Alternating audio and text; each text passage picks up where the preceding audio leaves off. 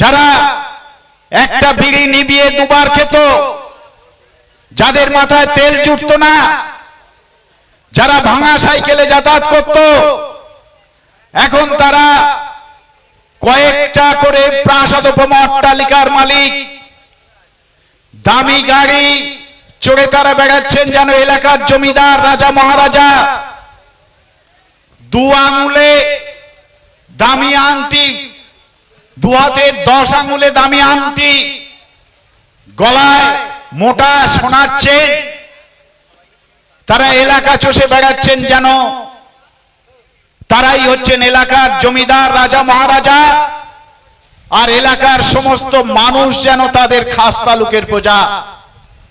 সাথী, বিশ্বের বৃহত্তম গণতান্ত্রিক রাষ্ট্রে এটা ভাবতে আমাদের লজ্জা হয় যে আমরা এই বিশ্বের বৃহত্তম গণতান্ত্রিক রাষ্ট্রের নাগরিক,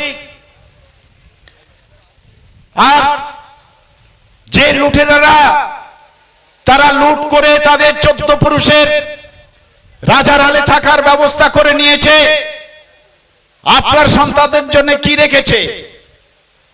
আপনার সন্তানদের জন্য 2টো পথ খোলা, হয় তাকে পরিযায়ী শ্রমিক হতে হবে, না হলে মদ গাঁজা সাট্টা জুয়া ইত্যাদি ব্যবস্থা করে রাখা হয়েছে। এই সব নেশায় বুঁদ হয়ে ওদের বোমা বন্দুক নিয়ে নিজেদের জীবন বাজি রেখে ওদের রাজনৈতিক হাতিয়ার হয়ে ওদের ক্ষমতায় বসানোর যন্ত্রের মতো কাজ করতে হবে। আপনারা দেখেছেন এই যে করমণ্ডল এক্সপ্রেস দুর্ঘটনায় কত পরিযায়ী শ্রমিক মারা গেল। এরা সব এই রাজ্য থেকে ভিন রাজ্যে তারা কাজের জন্য পরিযায়ী শ্রমিক হয়ে যাচ্ছিল। আমরা লকডাউনে দেখেছি এই রাজ্যে লক্ষ লক্ষ শ্রমিক ভিন রাজ্যে গিয়ে তারা কি অসুবিধায় পড়েছিল, নিজে কত মানুষের জীবন চলে গেছে পথে। এ কোন রাজ্য? সাথী, এই রাজ্যের কথা আপনারা স্মরণ করুন। এ কোন রাজ্য? ব্রিটিশ ভারতে প্রায় 150 বছর এই রাজ্যের রাজধানী কলকাতা ছিল সারা ভারতবর্ষের রাজধানী। তখন পাকিস্তান বিভক্ত হয়নি। অবিভক্ত ভারতের মতো বৃহৎ একটা উপমহাদেশের রাজধানী ছিল এই কলকাতা, এবং এই কলকাতায় সব দিক থেকে শিল্প কলকারখানা সমস্ত দিক থেকে সমৃদ্ধি লাভ করেছিল, যার জন্য ভিন রাজ্যের ভারতবর্ষের অন্যান্য প্রদেশের মানুষ স্বপ্ন দেখতে এই কলকাতায় আসার। তখনকার দিনে পরিবহনের যথেষ্ট অসুবিধা ছিল, কিন্তু তারা অত্যন্ত কষ্ট করে এই কলকাতায় এসে কাজ জুটিয়ে নিয়ে পরিবার পরিজন নিয়ে সুখে স্বাচ্ছন্দ্যে জীবন কাটাতো, এবং এই কলকাতাতেই তারা অনেকেই স্থায়ী বাসিন্দা হয়ে গিয়েছিল। আর আজকের সেই কলকাতা, সেই পশ্চিমবঙ্গ থেকে গাঁগঞ্জ উজাড় হয়ে মানুষ ভিন রাজ্যে যাচ্ছে দালালদের খপ্পরে পড়ে, সেখানে গিয়ে প্রতিনিয়ত প্রতারিত, অত্যাচারিত অথবা খুন হয়ে যাচ্ছে। সেই কলকাতা, সেই পশ্চিমবঙ্গ যেখানে প্রথম রেনেসা, প্রথম নবজাগরণের উদ্ভব ঘটেছিল সারা ভারতবর্ষ, যে পশ্চিমবঙ্গ প্রথম রাজনীতির জন্ম দিয়েছিল, প্রথম স্বাধীনতা সংগ্রামের জন্ম দিয়েছিল এই কলকাতা। সেই কলকাতা থেকে আজকের সেই রাজ্যের কি হালটা করেছে আপনারা দেখুন। মুষ্টিমেয় গুন্ডা বদমায়েশ দিয়ে শাসন করা হচ্ছে। সাথে এই পশ্চিমবঙ্গের মানব সম্পদ এবং প্রাকৃতিক সম্পদ, উৎকৃষ্ট মানের সম্পদে ভরপুর এই পশ্চিমবঙ্গ, যদি তাকে বিজ্ঞানসম্মতভাবে ব্যবহার করা হতো, এই পশ্চিমবঙ্গ হতো সারা বিশ্বের সবচেয়ে সমৃদ্ধশালী জায়গা। শুধু কৃষিতে যদি এখানে যথেষ্ট ব্যবস্থা করা যেত, যদি যথেষ্ট ব্যবস্থা করা যেত, তাহলে এই কৃষি পশ্চিমবঙ্গকে ভরিয়ে দিতে পারত। সাথে আমি একটা ঘটনার উল্লেখ করব। 1976 সালে আকাশবাণীর 50 বছর পূর্তি উপলক্ষে রেডিওতে একটা সাপ্তাহিক নাট্যোৎসব হয়েছিল। সেই নাট্যোৎসবে বিখ্যাত নাট্যকার বাদল সরকারের একটা বই অভিনীত হয়েছিল ভোমা। সেই ভোমা ছিল এই গোসাবার রাঙাবেলিয়ার একটা ক্ষুধার্ত মানুষের প্রতিভূ। তখন কলকাতায় সবে পাতাল রেলের কাজ শুরু হয়েছে। সেখানে নাট্যকার নান্দিকারের মাধ্যমে বলেছিলেন যে হাজার হাজার কোটি টাকা পাতাল রেলে খরচ হচ্ছে, এর সামান্য অংশ যদি কৃষিতে লাগানো যেত তাহলে কৃষিতে দেশ ভরে যেত, কোনো বেকার সমস্যা থাকতো না। তো সাথী, পশ্চিমবঙ্গের বর্তমান বাজেটে প্রায় 3 লক্ষ কোটি টাকা বার্ষিক ব্যয় বরাদ্দ হয়। তার থেকে সামান্য একটা অংশ 200-250 কোটি টাকা বরাদ্দ হয়, তাও আবার তার থেকে সরিয়ে নিয়ে অন্য খাতে ব্যয় করা হয়। এখানে যদি কমপক্ষে 1000 কোটি টাকা ব্যয় করা হতো কৃষি খাতে, পশ্চিমবঙ্গের যে সবজি, ঢেঁড়স, পুঁইশাক থেকে শুরু করে প্রত্যেকটা সবজি বিদেশের বাজারে অত্যন্ত তার কদর রয়েছে। সেগুলো যদি উৎপাদনের ব্যবস্থা করা যেত এবং যদি বিপণনের ব্যবস্থা করা যেত যথাযথভাবে, তাহলে এই রাজ্যে কোনো বেকার সমস্যা থাকতো না। আপনি ভাবুন, এমনি এই রাজ্য বাঙালি মাছে ভাতে তারা অভ্যস্ত। এখানে মাছ চাষ দেখা গেছে যে বছরের পর বছর প্রথম পুরস্কার নিয়ে এসছে, কিন্তু সে কোন মাছ চাষ? ছোট চারাপোনায়। অথচ আপনি দেখবেন এই গোসাবার প্রত্যন্ত বাজারেও অন্ধ্রের মাছ ছেয়ে রয়েছে। উড়িষ্যা, অন্ধ্র থেকে ডিম না আসলে আমাদের বাজারে হাহাকার ওঠে। এখন বিহার থেকে, ঝাড়খণ্ড থেকে ছাগল আমদানি করে এখানে মাংসের চাহিদা মেটাতে হচ্ছে। এগুলো কি এখানে করা যায় না? সরকারের যদি সদিচ্ছা থাকতো, এগুলোর যদি ব্যবস্থা করা হতো, তাহলে পশ্চিমবঙ্গের কোন শ্রমিককে আর পরিযায়ী শ্রমিক হতে হতো না। সাথী, উন্নত মানের কৃষি প্রথায় মরুভূমি রাজ্য রাজস্থান দেখিয়ে দিয়েছে যে সেখানে 1 বিঘে জমিতে একজন কৃষক বছরে 30 থেকে 40 লক্ষ টাকা রোজগার করছে, আয় করছে। ওখানকার শিক্ষিত যুব সমাজ এখন চাকরি বাকরি না করে তারা কৃষিতে, তারা নিজেরা স্বেচ্ছায় কৃষিতে নেমে গেছে এবং তারা বিলাসবহুল জীবন যাপন করছে। আর আমাদের পশ্চিমবঙ্গ, যে পশ্চিমবঙ্গের মাটি অত্যন্ত উর্বর, যেখানে হাত থেকে বীজ পড়ে গেলে গাছ হয়ে সেই বীজ ফসল দেয়, সেই পশ্চিমবঙ্গের আবহাওয়া, মাটি, জলবায়ু কৃষির পক্ষে অত্যন্ত উপযুক্ত থাকা সত্ত্বেও এখানে অত্যন্ত পরিকল্পিতভাবে এই বেকার সমস্যা সৃষ্টি করে রাখা হয়েছে। মানুষকে এমন ভাবে রাখা হয়েছে যে তারা অত্যন্ত শোচনীয় ভাবে থাকবে এবং এদের মুখাপেক্ষী হয়ে থাকবে। ভোট আসলে 2-4 একটু উচ্ছিষ্ট ছুড়ে দেবে, তাতেই তারা সন্তুষ্ট হবে এবং তারপরেও তারা এই সন্ত্রাসের মাধ্যমে ভোট লুট করবে। তো সাথী, আমি বলতে চাই যে মানুষের গণতান্ত্রিক অধিকার সবচেয়ে যে কঠিন প্রশ্নের মুখে এসে দাঁড়িয়েছে। আজ যদি আমরা সজাগ না হই, আমরা ধ্বংসের মুখে এসে দাঁড়িয়েছি। আমাদের দেয়ালে পিঠ থেকে গেছে। এই অবস্থায় সবাইকে সজাগ হতে হবে এবং আইএসএফ যে স্বচ্ছ রাজনীতি নিয়ে এসেছে, যে স্বচ্ছ প্রশাসন দেয়ার, স্বচ্ছ পঞ্চায়েত দেয়ার যে পরিকল্পনা নিয়ে, প্রতিশ্রুতি নিয়ে এগিয়ে এসেছে, তাতে আজকের পশ্চিমবঙ্গের আপামর জনসাধারণ আন্তরিকভাবে সমর্থন জানিয়েছে। তাই তো শাসক দল আইএসএফকে দিয়ে আইএসএফের ব্যাপারে সবচেয়ে বেশি খড়গহস্ত। আইএসএফের কোনো মিটিং করতে দেয়া যাবে না। পুলিশ প্রশাসন দিয়ে, তাদের গুন্ডা বাহিনী দিয়ে, হারমাত দিয়ে আইএসএফের সভা সমিতিকে বন্ধ করার চেষ্টা করছে। কিন্তু সাথী, এই করে কি একটা রাজনৈতিক দলকে, একটা রাজনৈতিক মতাদর্শকে থামিয়ে রাখা যায়? আমরা ওই যে তৃণমূলের প্রথম দিকের এমএলএ দীপক ঘোষ, যিনি মমতা ব্যানার্জির উপরে 3টে বই লিখে আলোড়ন সৃষ্টি করেছেন, তিনি আমি সারা জীবন যে আদিবাসী তপশিলি জাতি এদের আন্দোলনে ছিলাম, তিনি আমাদের সঙ্গে ছিলেন। তিনি বলেছিলেন এবং তিনি বেশ কয়েক বছর ধরে 2-3টে টার্ম তিনি পশ্চিমবঙ্গে, সারা পশ্চিমবঙ্গের পঞ্চায়েতের চিফ সেক্রেটারি ছিলেন। তিনি বললেন যে একটা পঞ্চায়েত যে টাকা বরাদ্দ হয়, তার যে যোজনাগুলো কেন্দ্রীয় রাজ্য সরকারের যে যোজনাগুলো রয়েছে, যদি যথাযথভাবে কাজে লাগানো যায় তাহলে কোনো মানুষ অসচ্ছল থাকে না, আর কোনো মানুষকে পরিযায়ী শ্রমিক হতে হয় না।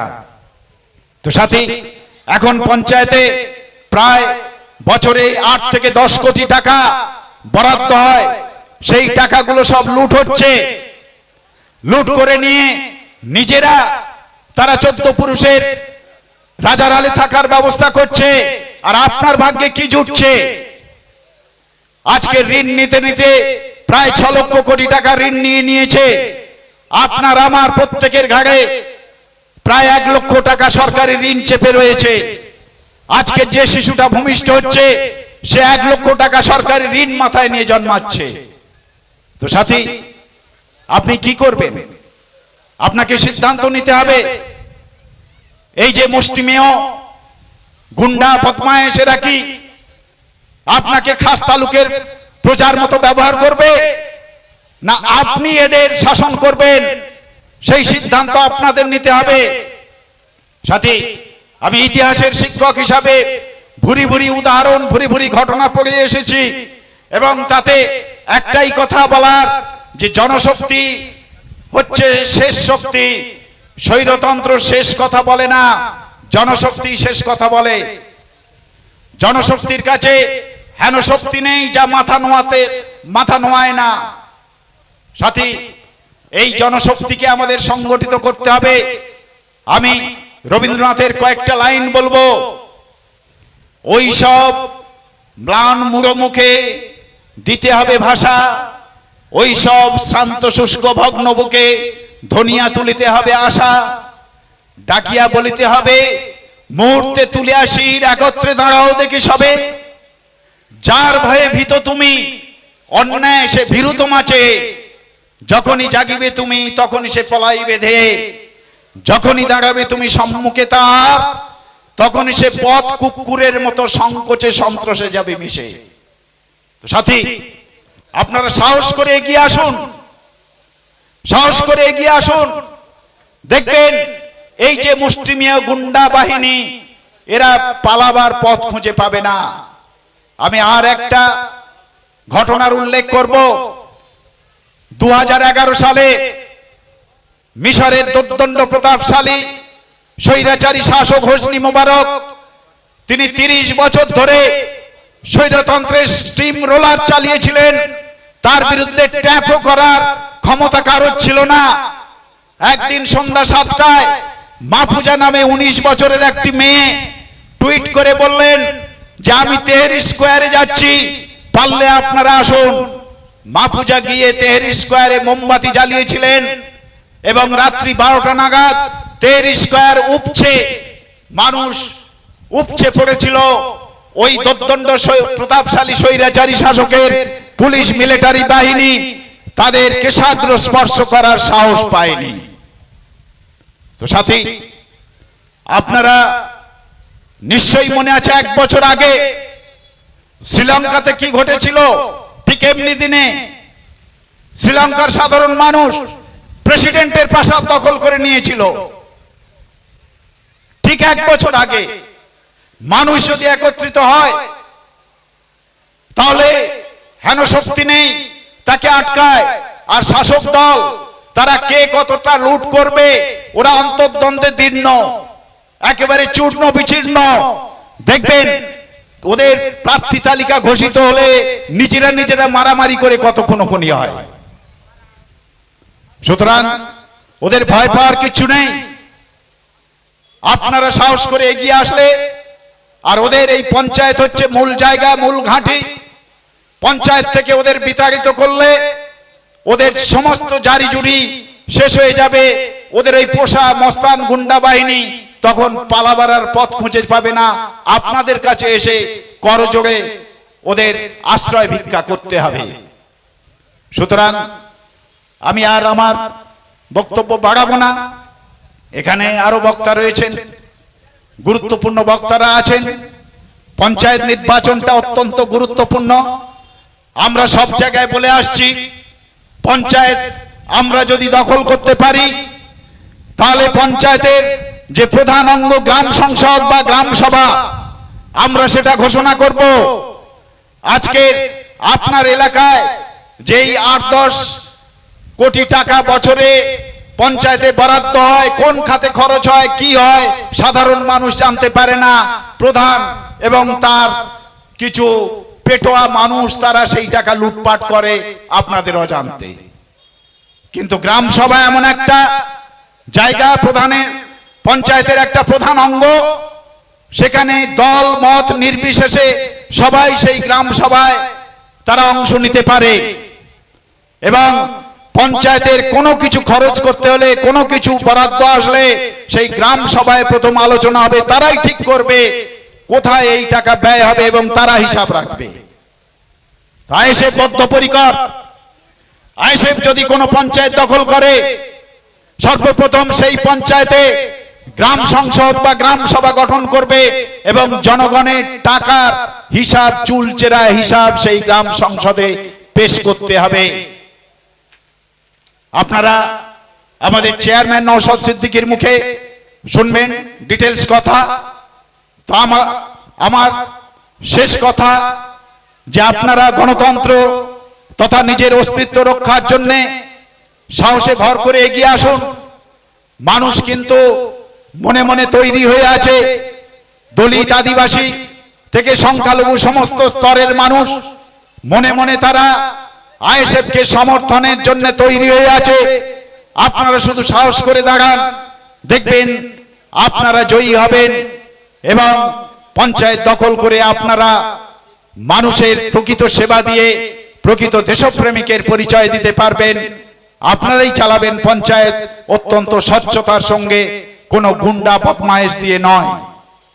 তো এই আবেদন রেখে আপনাদের সবাইকে আর একবার আন্তরিক অভিনন্দন জানিয়ে আমি আমার সংক্ষিপ্ত বক্তব্য শেষ করছি। আইএসএফ জিন্দাবাদ। মাননীয় সভাপতি এবং অন্যান্য নেতৃবৃন্দ এবং সামনে সমবেত আইএসএফের লড়াকু সৈনিকবৃন্দ, যারা আজকের এই প্রকৃতির রক্তচক্ষু, একদিকে প্রকৃতির রক্তচক্ষু এবং অন্যদিকে শাসক দলের ভয়ঙ্কর রক্তচক্ষু উপেক্ষা করে আজকের এখানে সমবেত হয়েছেন, যারা আগামী দিনে রাজনীতিকে হিংসামুক্ত করতে, মানুষের গণতান্ত্রিক অধিকারকে পুনঃপ্রতিষ্ঠিত করতে বদ্ধপরিকর হয়ে তাদের জীবন বাজি রেখে আজকের এই সভাস্থলে উপস্থিত হয়েছেন সেই সমস্ত বীর সৈনিক, বীর দেশপ্রেমিকদের আমি আমার অন্তর থেকে অভিনন্দন জানাই। সাথী, আজ 2023 সালে আসন্ন পঞ্চায়েত ভোটের প্রাক্কালে আমরা যে এখানে সভা করছি, আমি মনে করিয়ে দিতে চাই 2018 সালের যে পঞ্চায়েত নির্বাচন হয়েছিল,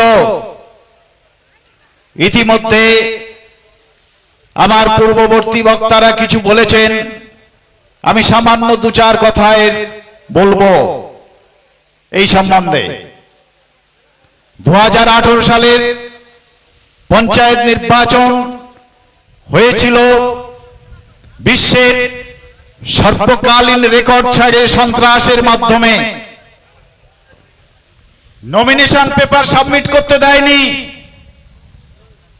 আমাদের মঞ্চে বসে আছেন আমাদের জেলা সভাপতি, তিনি গিয়েছিলেন এক বাঞ্চ নমিনেশন পেপার নিয়ে নমিনেশন সাবমিট করতে, তার হাত থেকে জোর করে ছিনিয়ে নিয়ে ছিঁড়ে ফেলে দেওয়া হয়েছিল। এসডি অফিসে ঢুকতেই দেওয়া হয়নি, বিডিও অফিসগুলোতে ঢুকতেই দেওয়া হয়নি যারা বিরোধী দল হিসাবে নমিনেশন সাবমিট করতে গিয়েছিল। 34.2% সিট বিনা প্রতিদ্বন্দ্বিতায় দখল করেছিল এবং এই নির্বাচনের 1 বছর আগে বর্তমান মুখ্যমন্ত্রী ঘোষণা করে দিয়েছিলেন সারা পশ্চিমবঙ্গে বিরোধী শূন্য পঞ্চায়েত গঠনের ঘোষণা করে দিয়েছিলেন। শাসক দলের কেউ কেউ ঘোষণা করেছিলেন বিরোধী শূন্য পঞ্চায়েত গঠন করলে তাদেরকে 5 কোটি টাকা উপহার দেওয়া হবে এবং দলের এই নির্দেশে মরিয়া হয়ে উঠলেন শাসক দলের গুন্ডা বাহিনী, কিছু পোষা গুন্ডা বাহিনী। তারা মানুষের গণতান্ত্রিক অধিকারকে টুটি টিপে ধরে নির্মমভাবে হত্যা করে ভোট ছিনিয়ে নিলেন। শুধু এখানেই শেষ নয়, কাউন্টিং সেন্টারে গিয়ে জোর করে ভোটের ফলাফল বদলে দেওয়া হয়েছিল। সর্বকালীন রেকর্ড ছাড়িয়ে গিয়েছিল 2018 সালের পঞ্চায়েত নির্বাচন। তো সাথী, আমি সারা জীবন ইতিহাস পড়ে এসেছি। ইতিহাসের শিক্ষক হিসাবে আমার বহু ঐতিহাসিক ঘটনা পঞ্জি আমার মনের মধ্যে গাঁথা আছে। আমি একটা কথা বলি যে আমরা হিটলারের কথা পড়িয়েছি। জেলে বসে তিনি মেই ক্যাম্প লিখেছিলেন। জার্মান ভাষায় মেই ক্যাম্পের কথার অর্থ হলো আমার জীবন আমার সংগ্রাম। সেই মেই ক্যাম্প হটকেকের মতো বিক্রি হয়ে গিয়েছিল এবং মেই ক্যাম্প পড়ে সমস্ত জার্মানবাসী মনে করেছিল এই হিটলারই আমাদের ত্রাতা। কিন্তু তিনি কি করলেন? তিনি স্বৈরাচারের চূড়ান্ত সীমায় চলে গেলেন এবং তিনি বললেন মানুষকে এমন ভাবে শাসন করো শুধু তার বেঁচে থাকাটাই তার কাছে মনে হবে তার উন্নয়ন। আমরা আর এক হিটলারের প্রতিচ্ছবি দেখতে পেলাম আমাদের মুখ্যমন্ত্রীর মধ্যে, যিনি রাজনৈতিক জীবন শুরু করেছিলেন মিথ্যা দিয়ে। প্রথম 1984 সালে যখন তিনি আমাদের দক্ষিণ কলকাতা কেন্দ্র থেকে দাঁড়ান, তখন লেখা ছিল নামের আগে ডক্টর মমতা ব্যানার্জি, কিন্তু সেই ডক্টর ডিগ্রিটা পরে মিথ্যা প্রমাণিত হওয়ায় সেটা মুছে গিয়েছিল এবং তিনিও স্বপ্ন দেখিয়েছিলেন যে আমি এই পশ্চিমবঙ্গবাসীকে দীর্ঘ বামফ্রন্টের শাসনে 34 বছর শাসনে মানুষ জর্জরিত ছিল, তাদের সামনে স্বপ্ন দেখিয়েছিলেন যে আমি এই পশ্চিমবঙ্গের নতুন রাজনীতি উপহার দেব, নতুন পরিবেশ উপহার দেব, অনেক কিছু প্রতিশ্রুতি দিয়েছিলেন। আর আমাদের পশ্চিমবঙ্গবাসী ডুবন্ত মানুষ, তারা একটা ডুবন্ত মানুষ যখন সামনে একটা কুটি ভেসে যায় সেটাকে আঁকড়ে ধরে বাঁচতে চায়, তারা তাই করেছিল। এই রকম মমতা ব্যানার্জিকে আঁকড়ে বাঁচতে চেয়েছিল, কিন্তু তার পরক্ষণেই ভুল প্রমাণিত হলো। তিনিও স্বৈরাচারের শেষ সীমায় গিয়ে কি করলেন? গুটি কয়েক মস্তান গুন্ডা বাহিনী দিয়ে রাজ্য শাসনের পরিকল্পনা নিলেন।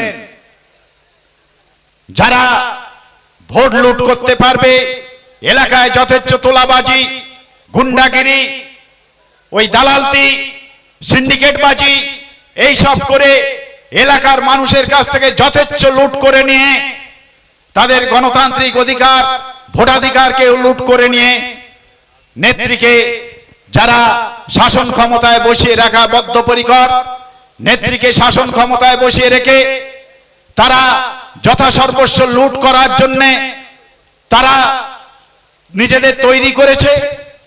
সেই সমস্ত লুটেরারা আজকে শাসন করছে দীর্ঘ 12 বছর ধরে। সাথী, এই লুটেরারা তাদের অবস্থা কি?